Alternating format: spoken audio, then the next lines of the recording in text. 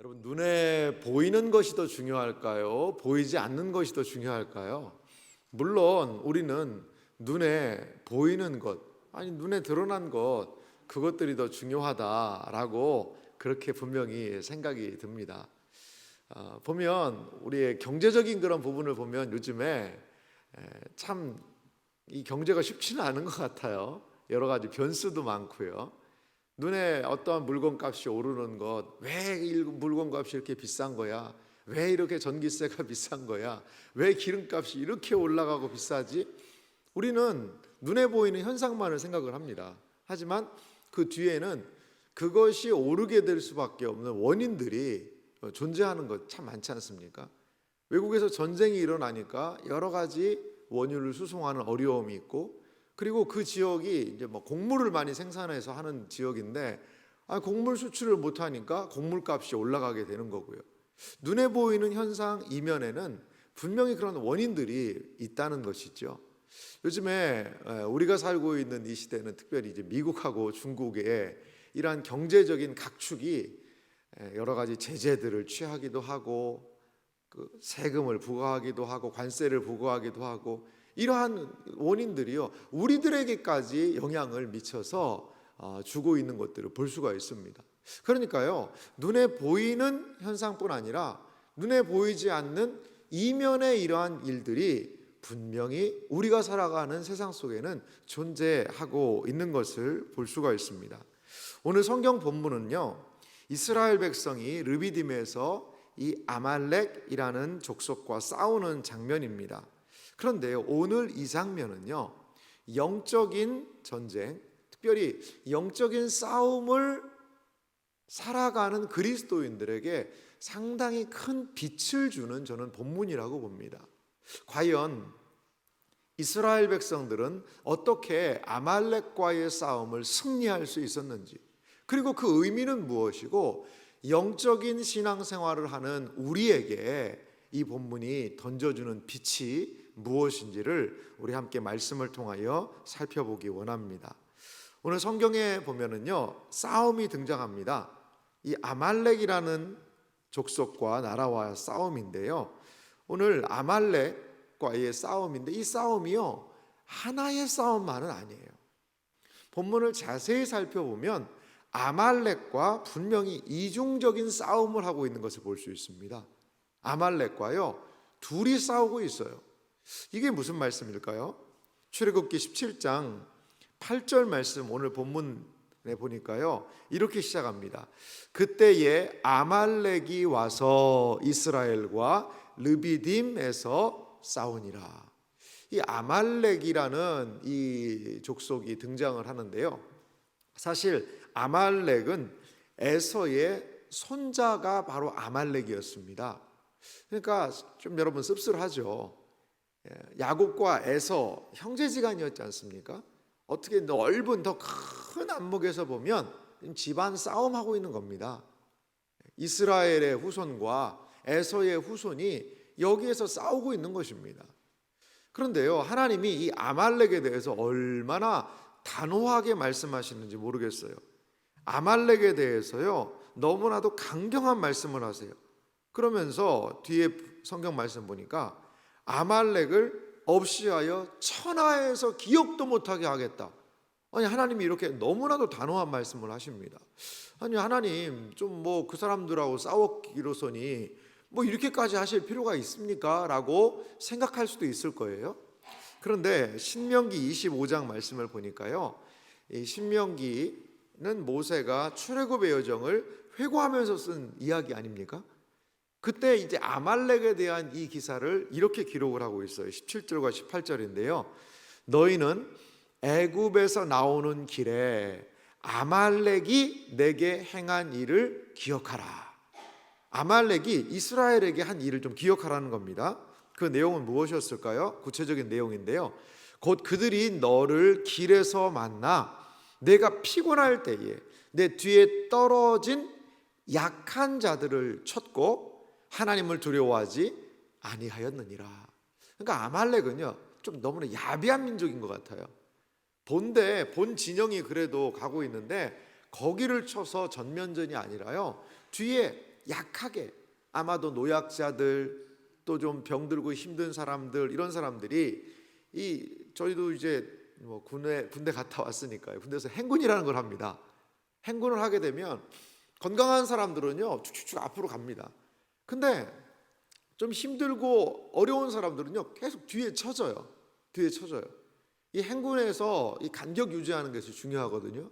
그러니까 처진 사람들을 기다렸다가 다시 막 맨 앞에다 세우기도 하고, 근데 앞에다 세우면 행군 대열 전체가 또 속도가 늦어지기도 하고, 이게 참 그 행군의 어려움인 것 같아요. 그런데 아마도 여인들, 노약자들, 이러한 사람들이 뒤쪽에 좀 처졌던 것 같아요. 근데 아말렉이 그 약한 진영의 끝 부분을 공격했던 것을 볼 수가 있습니다. 이렇게 시작된 아말렉과의 싸움은요, 앞에서도 말씀드렸지만 이중적인 그런 부분들이 있다는 거죠. 먼저는 보이는 싸움이 분명히 있습니다. 이 보이는 싸움을 감당한 선봉장은 누구였죠? 여호수아죠. 여호수아가 분명히 아말렉과 지금 싸우고 있습니다. 출애굽기 17장 9절 오늘 본문 말씀 보니까요, 모세가 이렇게 말씀합니다. 모세가 여호수아에게 이르되 우리를 위하여 사람을 택하여 나가서 아말렉과 싸우라. 내일 내가 하나님의 지팡이를 손에 잡고 산 꼭대기에 서리라. 보십시오. 여호수아에게 이르되, 여기에 이제 출애굽기에 드디어 여호수아가 가장 최초로 등장하고 있는 장면을 봅니다. 모세의 수종자라고 할 수 있는 이 여호수아가요, 우리를 위하여 사람을 택하여 나가서 아말렉과 싸우라 라고 모세가 명하는 겁니다.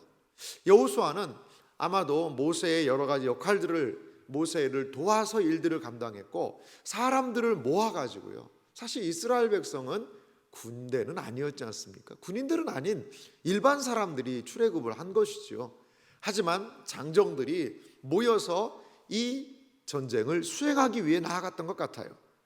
이렇게 분명히 눈에 보이는 전쟁을 수행하기 위하여 모세는 여호수아를 세워서 아말렉과의 싸움을 감당하게 합니다. 그런데요, 이 아말렉과의 싸움, 이게 다가 아니에요. 보이지 않는 부분에서의 싸움이 또한 보인다는 거죠.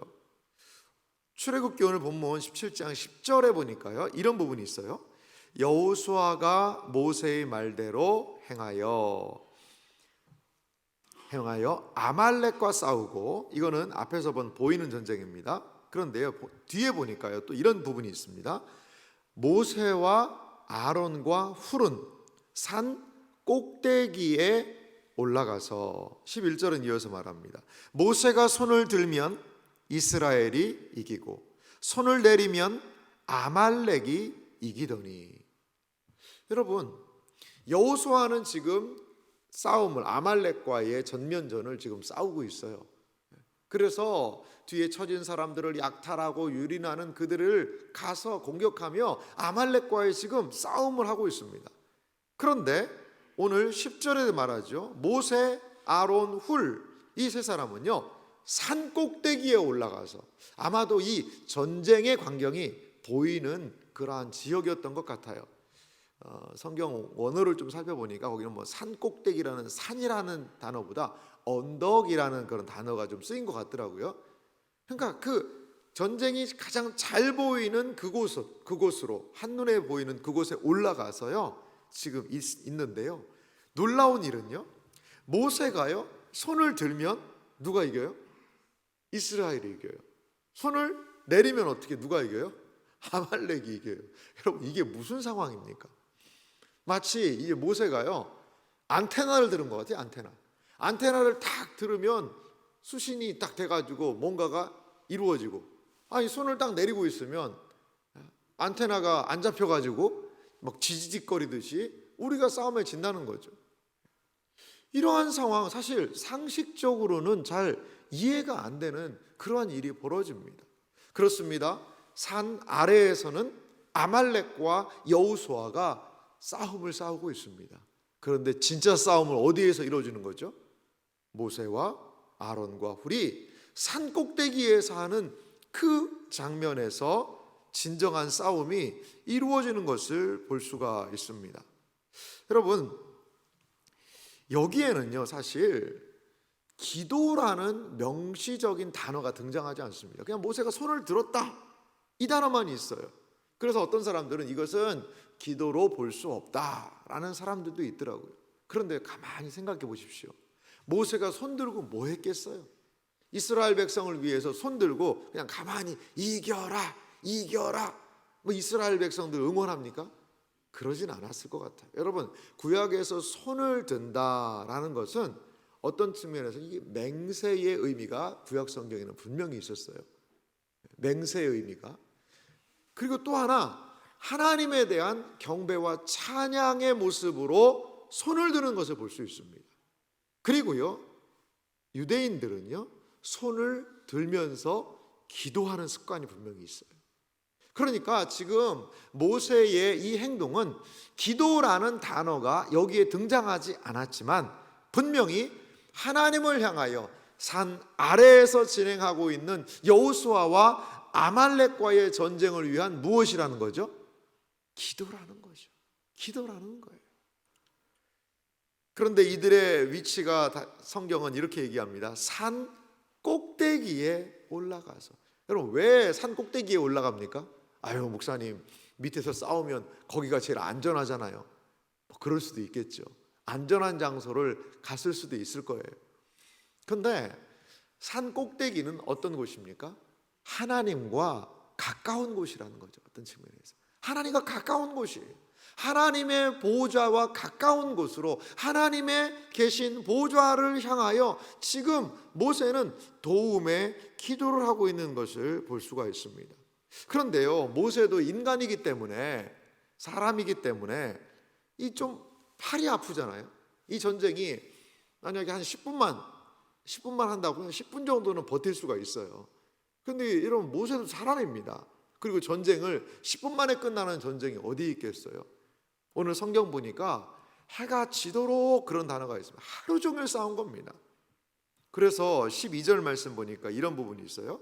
모세의 팔이 피곤하매 그들이 돌을 가져다가 모세의 아래에 놓아 그가 그 위에 앉게 하고, 모세가 팔을 들다가 너무 힘드니까 옆에 아론과 훌이요 돌을 하나 갖다가요 딱 갖다가 여기 앉으라는 거죠.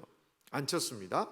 그 다음에요, 아론과 훌이 한 사람은 이쪽에서 한 사람은 저쪽에서 모세의 손을 붙들어 올렸더니 그 손이 해가 지도록 내려오지 아니한지라. 그 옆에서 모세는 돌에 이렇게 앉히고 한쪽 손은 아론이, 한쪽 손은 훌이 이렇게 손을 받쳐 들어서 이게 끝까지 안 내려오게 이렇게 손을 아예 그냥 붙들고 있는 거예요. 매달아 놓은 겁니다. 어떻게 보면 참 우스운 장면인 것 같기도 하고, 뭐 그렇게까지 꼭 해야 되나 라는 생각이 들기도 합니다. 여러분, 혼자는 힘든 겁니다. 혼자 어떤 일들을 끝까지 감당하기는 쉽지 않아요. 그래서 하나님께서 믿음의 사람들, 동역자들을 붙여주고 계시다는 것을 여러분 꼭 기억하시기 바랍니다. 산에서 이 세 사람은 지금 아말렉과의 보이지 않는 전쟁, 보이지 않는 싸움을 감당하고 있다는 것을 볼 수가 있습니다. 여러분, 이스라엘의 승리는 어디에 있었을까요? 이스라엘 백성이 승리한 것은, 아말렉과의 싸움에서 승리한 것은 여호수아가 싸움을 잘했기 때문에, 용맹했기 때문에, 경험이 풍부했기 때문에, 무기가 좋았기 때문에, 아니요, 그렇지는 않은 것 같아요. 이 싸움의 실체는 어디에 있었느냐?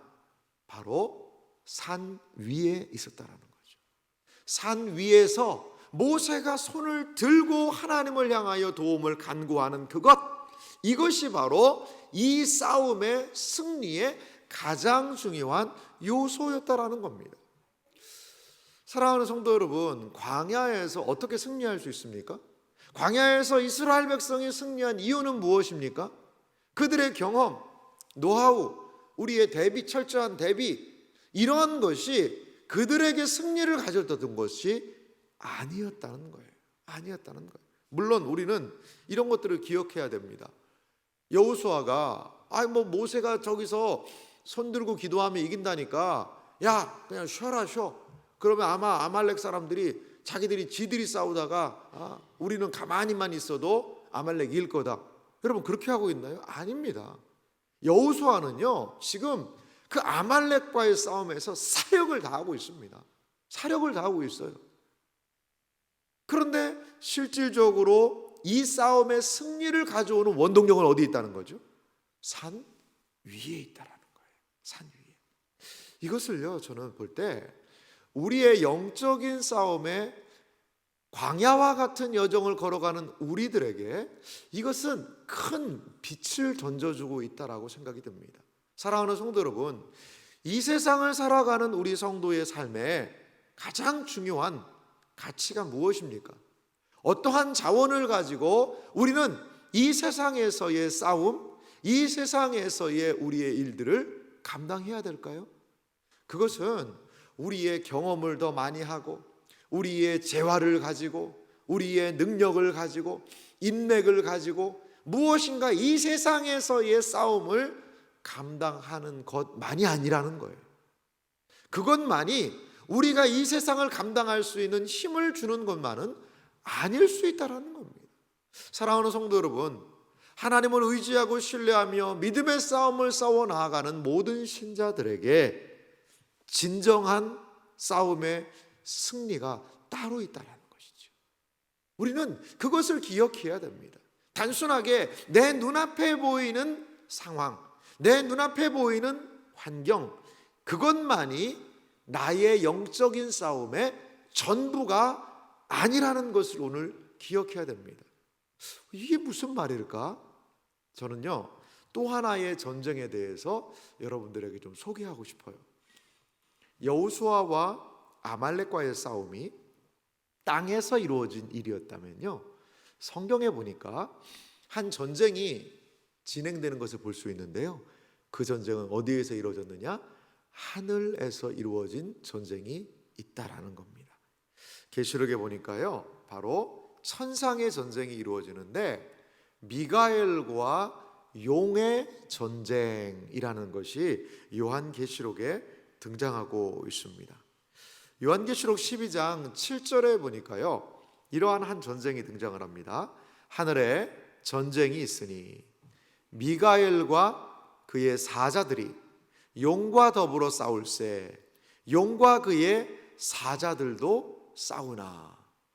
여러분 요한계시록 하면 좀 어렵다는 생각이 드는데요, 이러한 말씀은 좀 더 어렵다라는 생각이 드시기도 할 것 같아요. 하늘에 전쟁이 있다는 거죠. 땅의 일이 아닙니다. 그런데 누구랑 누가 싸워요? 여러분 잘 보십시오. 미가엘과 그의 사자들이 싸웁니다. 그리고요 또 미가엘과 사자들과 싸우는 게 대항에서 누구죠? 용과 더불어 싸울세 용도요, 용이 그의 사자들도 같이 싸운다. 이 사자들이라고 표현했는데 천사들이라고 해도 더 좋을 것 같아요. 미가엘과 천사들, 용과 그의 사자들. 이 용은 누구죠? 옛뱀이요 마귀라고도 하는 온 세상을 꿰는 자라라고 요한계시록 12장 이어서 이야기하는 부분들을 볼 수가 있습니다. 그러니까 마귀와 사탄과 미가엘의 싸움이 등장을 한다는 거죠. 이 미가엘은 누구냐? 미가엘은 사실 다니엘에 등장하는 천사의 이름입니다. 성경에 천사의 이름이 몇 등장을 하거든요. 여러분 아는 천사 누가 있으세요? 가브리엘이라는 천사도 있죠. 좋은 소식을 전하는 메신저 역할을 하는 것이 가브리엘이라고 봐요. 근데 미가엘은 어떤 존재냐? 천사장이라는 그런 이야기도 합니다. 싸움을 감당하는 그러한 천사 중에 하나가 아닌가 이렇게 봅니다. 어떤 사람들은 이 미가엘이 예수님이다 이렇게 보는 사람도 있는데 조금은 좀 무리가 있는 해석인 것 같기는 해요. 사실 우리는 미가엘이 뭔지는 잘 몰라요. 하늘에 어떠한 서열이 어떻게 있는지. 하지만 하늘에도 어떠한 체계가 있다라는 것을 우리가 알 수가 있는 것 같습니다. 하나님의 싸움을 담당하는 그 미가엘이 천사들과 더불어서 사탄과의 싸움이 천상에서 이루어지고 있는 것을 볼 수가 있습니다. 요한계시록 12장 8절은 이어서 이렇게 말하는데요. 이 싸우지만 이기지 못하여 다시 하늘에서 그들이 있을 곳을 얻지 못한지라. 누가 이기지 못했을까요? 바로 용과 그의 사자들이 이기지 못했다는 거죠. 9절 말씀은요, 같이 한번 읽어보도록 하겠습니다. 함께 읽습니다. 큰 용이 내쫓기니 옛 뱀 곧 마귀라고도 하고 사탄이라고도 하며 온 천하를 꿰는 자라. 그가 땅으로 내쫓기니 그의 사자들도 그와 함께 내쫓기니라. 아멘. 여기에 명확하게 이야기하고 있죠. 큰 용이 내쫓기니. 용이 쫓겼습니다. 근데 용의 실체는요, 옛 뱀이라는 거죠. 여러분, 옛 뱀이 뭘까요? 오랫동안 여러분 죄송합니다. 오랫동안 뱀이 나이가 많이 묵으면 그게 옛 뱀이 될 수 있습니까? 아니요, 그렇진 않은 거죠. 바로 에덴 동산에 있던 그 뱀, 그게 바로 옛 뱀이라는 거예요. 그래서 에덴에 있었던 그 뱀의 실체를 요한계시록 12장 9절이 우리에게 이렇게 소개하고 있는 겁니다. 근데 그 옛 뱀의 실체는 뭐라는 겁니까? 마귀라는 거예요. 마귀라고도 하고 또 사탄. 사실 마귀 사탄은 똑같은 말입니다. 똑같은 말이에요. 그 존재가 온 천하를 어떤 존재죠? 꿰는 자라, 속이는 자라고 사탄의 실체를 소개하고 있습니다. 근데 그가 땅으로 내쫓겼다라는 것이죠. 왜? 무엇 때문에요? 하늘에서 미가엘과 사자들과의 그 전쟁에서 져버려 가지고요, 땅으로 내쫓겼다. 그래서 그의 사자들도 그와 함께 내쫓겼다. 그의 사자들은 뭐라고 부르면 좋을까요? 바로 귀신들이겠죠. 귀신들. 용과 마귀와 그의 졸개인 귀신들이 하늘에서의 싸움을 져서 땅으로 내쫓겨버렸다라는 그 하늘에서의 전쟁을 요한계시록 12장이 말하고 있습니다. 아니, 우리가 무슨 지금 여호수아와 아말렉과의 전쟁을 얘기하다가 왜 갑자기 이렇게 하늘로 올라갑니까? 그러한 의문이 좀 드실 거예요. 왜? 너무나 동떨어진 본문이기 때문에요.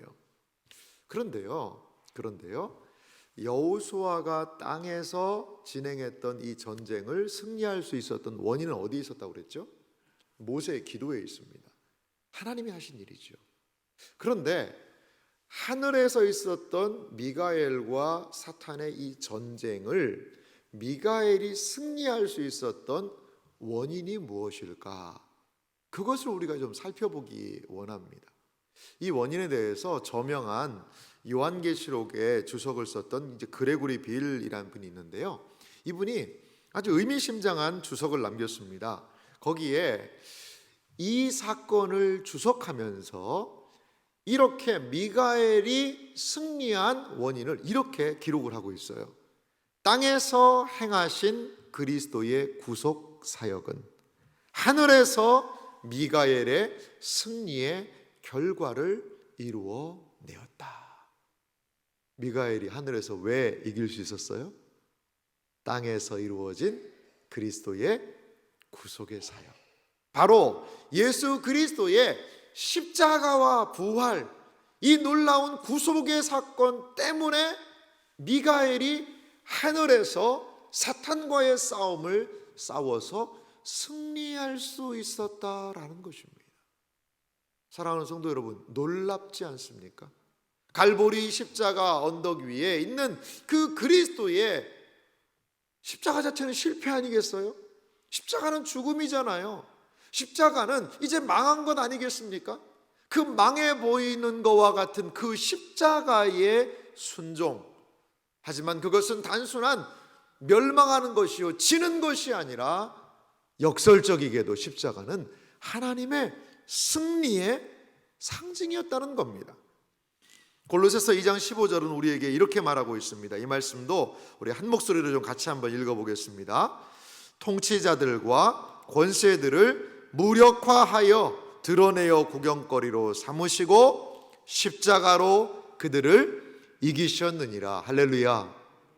십자가는 무엇입니까? 단순히 처절한 죽음과 실패의 상징물이 아니라 하나님의 승리라는 거예요.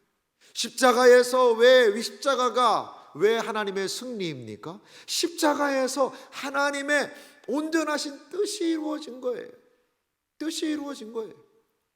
예수님이 왜 죽으셨죠, 여러분?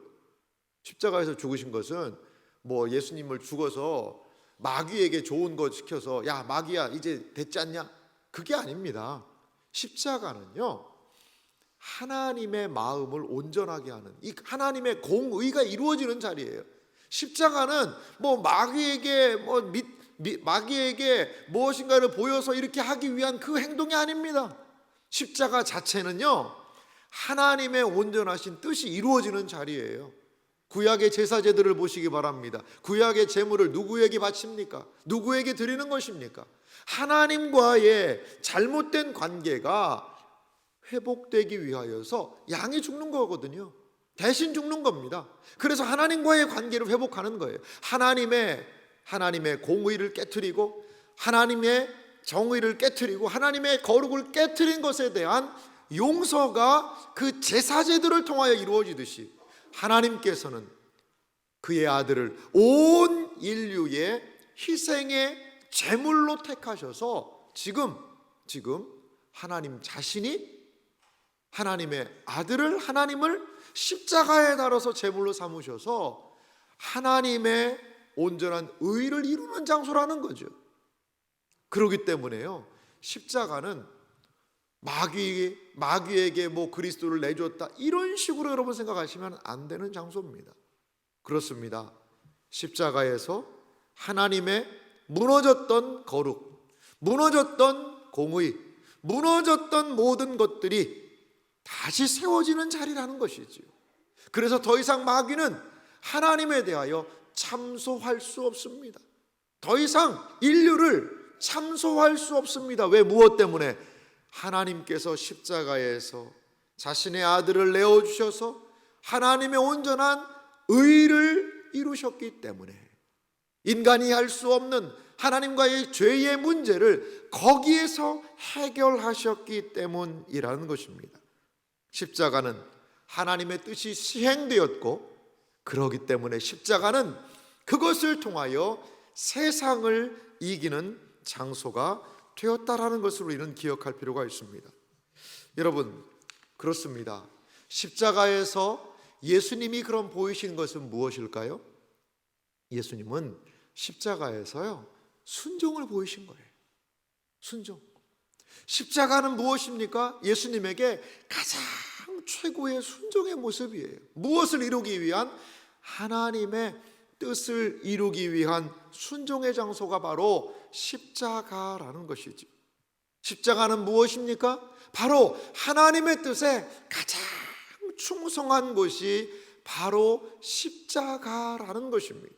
마치 모세가 산꼭대기에서 그의 팔이 떨어져 나가는 것과 같은 그러한 힘든 상황에서도 끝까지 하나님을 향하여 충성하며 순종하며 기도하였던 것처럼 예수 그리스도께서는 십자가 위에서 하나님의 뜻에 끝까지 순종하셨습니다. 하나님의 뜻에 끝까지 충성하셨던 것을 볼 수가 있습니다. 그래서 우리 예수님의 별명이 있어요. 우리 예수님의 별명은 바로 충성입니다. 요한계시록 3장 14절은 예수님에 대하여 이렇게 소개하고 있습니다. 라오디게아 교회의 사자에게 편지하라. 아멘이시요 충성되고 참된 증인이시요 하나님의 창조의 근본이시니가 이르시되. 다 누구에 대한 이야기입니까? 예수님에 대한 이야기예요. 예수님은 아멘, 진실로라는 그 예수님은 모습을 보이고 계시는 겁니다. 정말 순종의 모습이죠. 예수님은 무엇인가 하나님의 말씀이면 아멘 하고 끝까지 이루셨던 분이심을 우리가 알 수 있습니다. 예수님은 충성되어서 그 충성됨으로 자신을 증언하신 분이었다라는 겁니다. 사랑하는 성도 여러분, 하늘에서의 승리가 어떻게 이루어질 수 있었습니까? 미가엘이 어떻게 이길 수 있었습니까? 바로 그리스도의 충성 때문입니다. 바로 그리스도의 이 순종 때문입니다. 바로 예수 그리스도의 십자가 때문에 미가엘이 그 하늘에서 영적인 전쟁에서 승리할 수 있었다라는 것을 여러분 기억하시기 바랍니다. 그렇다면 이 광야의 여정을 걸어가는 우리들은 어떻게 승리할 수 있을까요? 광야와 같은 이 삶을 걸어가는 우리들이 승리할 수 있는 비결은 과연 무엇일까요? 출애굽기 본문으로 우리 다시 돌아가 볼까요? 오늘 14절은 이렇게 말하고 있습니다. 여호와께서 모세에게 이르시되 이것을 책에 기록하여 기념하게 하고 여호수아의 귀에 외워 들리라. 내가 아말렉을 없이 하여 천하에서 기억도 못하게 하리라. 이것은 너무나도 중요한 사건이었기 때문에 여호수아의 귀에 아예 외워서 들리라는 것이지요. 어떻게 승리를 경험했는지를 외워서 들리라는 것이지요. 아말렉과의 이중적인 싸움은 하나님이 개입하신 싸움이었고 기도의 싸움이었고 영적인 싸움이 선행된 싸움이었음을 여호수아에게 알리라고 이야기합니다.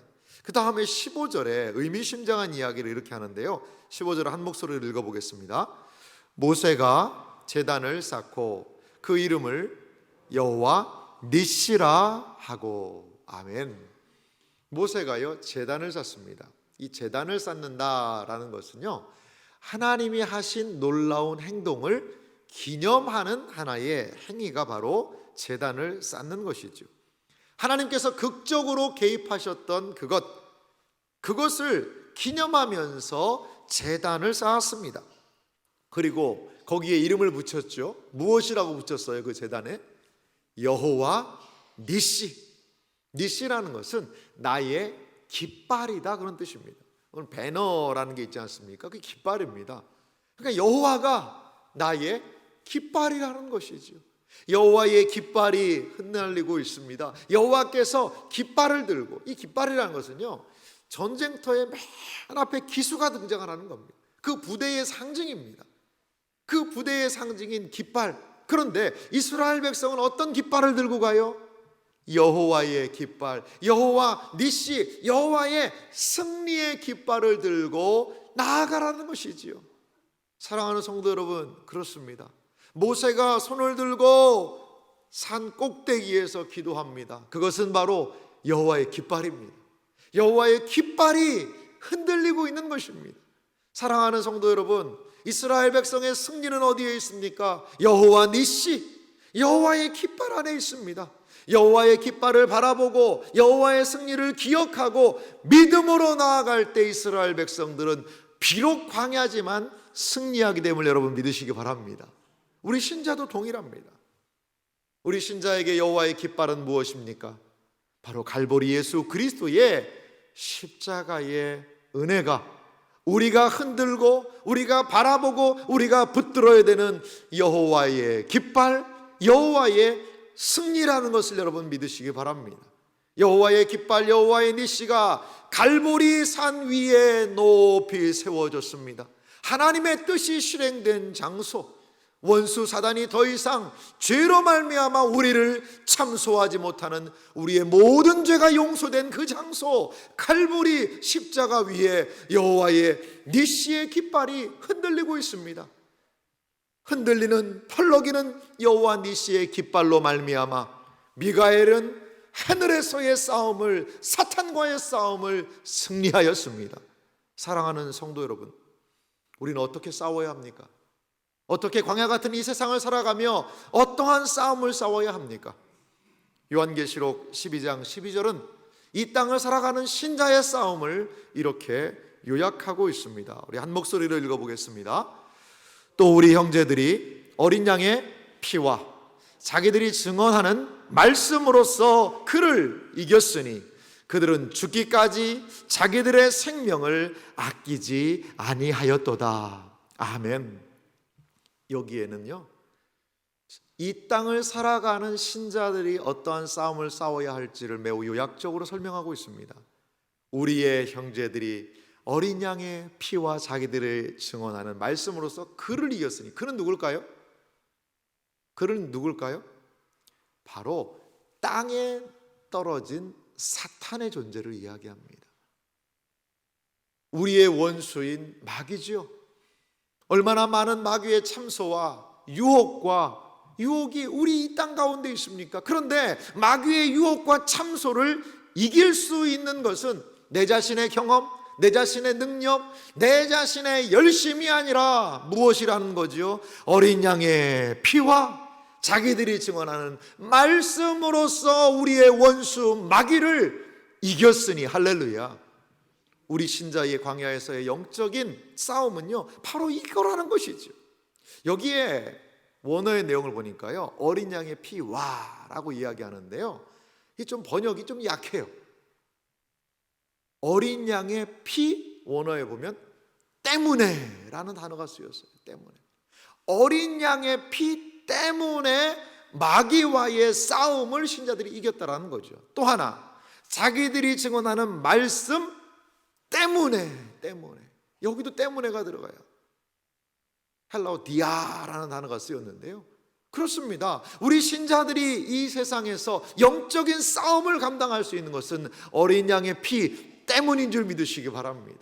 우리들이 믿고 우리들이 의지하는 그 말씀 때문에 우리는 이 세상, 광야와 같은 세상에서 승리하는 그러한 신자의 삶을 살 수 있다는 것을 여러분 믿으시기 바랍니다.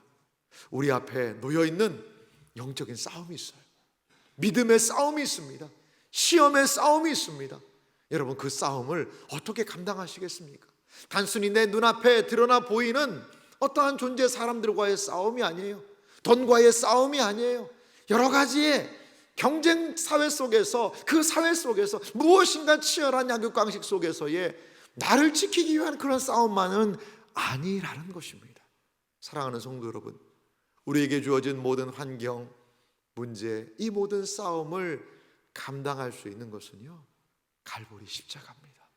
갈보리 언덕 위에 흩날리고 있는, 펄럭이고 있는 여호와 니시의 그 깃발, 그것이 바로 이 땅에서의 믿음의 여정의 싸움을 감당하는 우리의 승리의 출처가 된다는 것을 여러분 믿으시기 바랍니다.